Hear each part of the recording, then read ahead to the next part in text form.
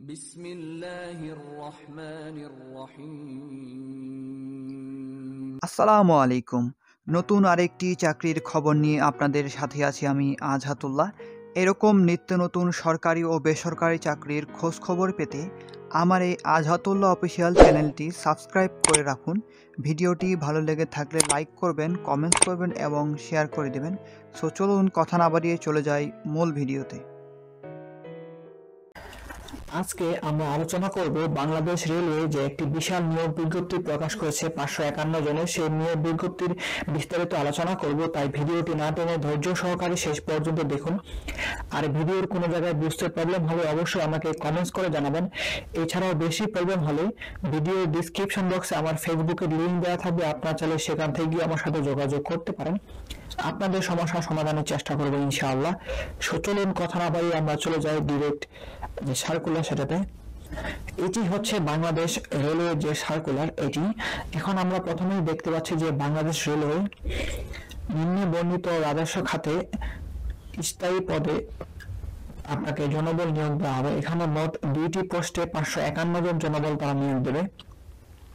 বরাবর মতন আমরা এখানে দেখতে পাচ্ছি ক্রমিক নাম্বার, পদের নাম, বেতন স্কেল, পদসংখ্যা, বয়স সীমা, শিক্ষাগত যোগ্যতা এবং আপনি যে সকল জেলায় আবেদন করতে পারবেন সেই সকল জেলার নাম এখানে দেওয়া আছে। তো প্রথমে আমরা দেখতে পাচ্ছি প্রথম যে পোস্টটির নাম সেটা হচ্ছে সহকারী স্টেশন মাস্টার।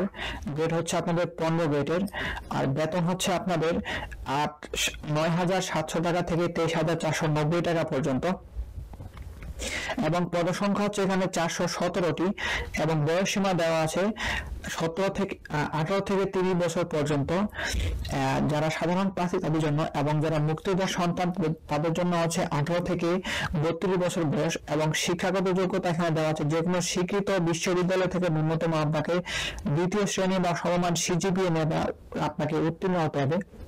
2য় ক্লাস বা সমমান সিজিপিএ বলতে মূলত 2.25 থেকে 2.99 পর্যন্ত এই পয়েন্টকে মূলত 2য় শ্রেণী বা সমমান সিজিপিএ ধরা হয়। এই 1 নম্বর পোস্টে আপনি সকল জেলার প্রার্থীগণ আপনারা আবেদন করতে পারবেন। এবং 2 নম্বর পদটির নাম হচ্ছে সহকারী লোকোমোটিভ মাস্টার গ্রেড 2, এবং গ্রেড হচ্ছে 17 গ্রেডের। বেতন হচ্ছে আপনাদের টাকায় যেটা 9,000 থেকে আপনার 21,800 টাকা পর্যন্ত, এবং এখানে পদসংখ্যা হচ্ছে 134টি, এবং শিক্ষাগত যোগ্যতা দেওয়া আছে যে কোনো স্বীকৃত বোর্ড থেকে আপনাকে ন্যূনতম এইচএসসি বিজ্ঞান বিভাগ থেকে আপনাকে উত্তীর্ণ হতে হবে।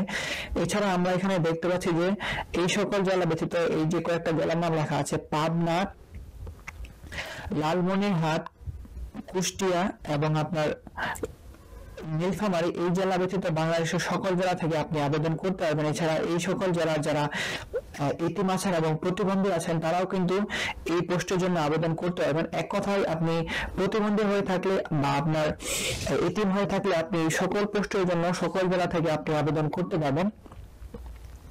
এখানে আমরা এরপরে দেখতে পাচ্ছি আমরা বয়সসীমা দেওয়া আছে 18 জানুয়ারি 2024 সালের মধ্যে সাধারণ প্রার্থীর বয়স হতে হবে 18 থেকে 30 বছর, এবং যারা বীর মুক্তিযোদ্ধার সন্তান অথবা প্রতিবন্ধী তাদের জন্য হচ্ছে 18 থেকে 32 বছর বয়স শিথিলযোগ্য। এছাড়া যারা সরকারি, আধা সরকারি বা স্বায়ত্তশাসিত কোনো প্রতিষ্ঠানে চাকরি করেছেন তাদের জন্য হচ্ছে তারা যখন অ্যাপ্লিকেশন করবেন তাদের জন্য ডিপার্টমেন্টাল ক্যান্ডিডেট অবশ্যই আপনাকে সিলেক্ট করতে হবে, এবং তাদের জন্য হচ্ছে কিছু ছাড় আছে। এবং আমরা নিচে দেখতে পাচ্ছি যে আপনাকে মৌখিক পরীক্ষার সময় যে সকল কাগজপত্র নিয়ে যেতে হবে সেগুলোর মধ্যে হচ্ছে প্রথমে আমি যদি বলি সেটা হচ্ছে প্রথমে দেওয়া আছে আপনাকে স্থায়ী বাসিন্দা ইউনিয়ন বা আপনাকে পৌরসভা কর্তৃক যে সার্টিফিকেশন নিয়ে যেতে হবে, এবং সকল শিক্ষাগত যোগ্যতা সনদপত্র অবশ্যই আপনাকে সত্যায়িত করে নিতে হবে, এবং জাতীয় পরিচয়পত্র, ফটোকপি, মূল কপি সহ সকল কিছু আপনাকে সত্যায়িত নিয়ে যেতে হবে। এছাড়া যদি আপনার কোনো কোটা থেকে থাকে সেই কোটার বিপরীতে আপনাকে যে সার্টিফিকেট সেটা আপনাকে নিতে হবে। এছাড়া আপনারা যদি বিস্তারিত এই সার্কুলার পড়তে চান সেক্ষেত্রে আমার ভিডিও ডিসক্রিপশন বক্সে এর লিংক পেয়ে যাবেন, সেখান থেকে গিয়ে পুরো সার্কুলারটা পড়ে নিতে পারেন। এবং এখানে দেখতে পাচ্ছেন যে তাদের ওয়েবসাইটের লিংক দিয়ে রেখেছে, আপনারা এখান থেকে গিয়ে আবেদন করতে পারবেন। সো এখনই কিন্তু আবেদন করতে পারবেন না, এবং আবেদন শুরু হবে আপনাদের 18 জানুয়ারি 2024 সালে সকাল 9টা থেকে এখানে আবেদন শুরু হবে, এবং আবেদনের শেষ সময় হচ্ছে 18 ফেব্রুয়ারি 2024 সালের বিকেল 4টার মধ্যে আপনাকে এখানে আবেদন করতে হবে। সো 18 তারিখ আপনাকে যেহেতু আবেদন শুরু হবে, সেটা 18 তারিখ 9টার পর থেকে আপনি এই যে দেখতে পাচ্ছেন ওয়েবসাইটের লিঙ্ক br.teletalk.com.bd লেখার পরে আপনাকে এখান থেকে অ্যাপ্লাই করতে হবে। এবং আপনাদের সুবিধার্থে আমি ভিডিও ডিসক্রিপশন বক্সে এর সার্কুলার এর লিঙ্ক দিয়ে রাখবো। আপনারা চলে সেখান থেকে গিয়ে 18 তারিখের পরে সেই লিঙ্কে ক্লিক করে ডিরেক্ট অ্যাপ্লিকেশনে যেতে পারবেন। এবং এখানে দেখতে পাচ্ছেন ছবি এবং সিগনেচারের সাইজ তারা বলে দিয়েছে। ছবির সাইজ 300x300 এবং সিগনেচার হচ্ছে 300x80। এছাড়াও আপনার ছবির সাইজ হতে হবে 100 কের নিচে এবং সিগনেচার থাকতে হবে অবশ্যই 60 কের নিচে। যাদের ছবি এবং সিগনেচার রিসার্চ করতে প্রবলেম তাদের সুবিধার্থে আমার ভিডিও ডিসক্রিপশন বক্সে দেখতে পাচ্ছেন যে একটা লিঙ্ক দেওয়া আছে, সেই লিঙ্কে আপনি ক্লিক করলেই দেখে নিতে পারবেন আপনি কিভাবে আপনার ছবি এবং সিগনেচার অনলাইনের মাধ্যমে খুব সহজেই এডিট করে নিতে পারবেন বা আপনার রিসার্চ করে নিতে পারবেন। এছাড়াও আমরা নিচে দেখতে পাচ্ছি যে আপনাকে কত টাকা পেমেন্ট করতে হবে। মূলত আপনাকে 1 নম্বরের জন্য 223 টাকা এবং 2 নম্বরের জন্য 112 টাকা টেলিটক সেবার মাধ্যমে আবেদন করা 72 ঘন্টার মধ্যে আপনাকে পেমেন্ট করতে হবে। এবং পেমেন্ট আপনি কিভাবে করবেন তারও এক্সাম্পল এখানে দিয়ে রেখেছে, আমি একটু আপনাদের বলে রাখি। এখানে প্রথমে অ্যাপ্লিকেশন করার পরে যখন আপনাকে অ্যাপ্লিকেশন কপি দেওয়া হবে এবং সেই অ্যাপ্লিকেশন কপিতে একটা ইউজার আইডি দেওয়া হবে এবং সেই অনুযায়ী আপনাকে লিখতে হবে মেসেজ অপশনে গিয়ে হাতে লিখতে হবে BR লেখার পরে আপনাকে যে ইউজার আইডি দেওয়া হবে সেই ইউজার আইডি আপনি দিয়ে দিবেন। দেওয়ার পরে 1600 নাম্বারে এসএমএসটা পাঠিয়ে দেবেন। এসএমএস পাঠানোর পরে আপনাকে একটা 50 এসএমএস দেওয়া হবে এবং সেই এসএমএস আপনাকে আবারও লিখতে হবে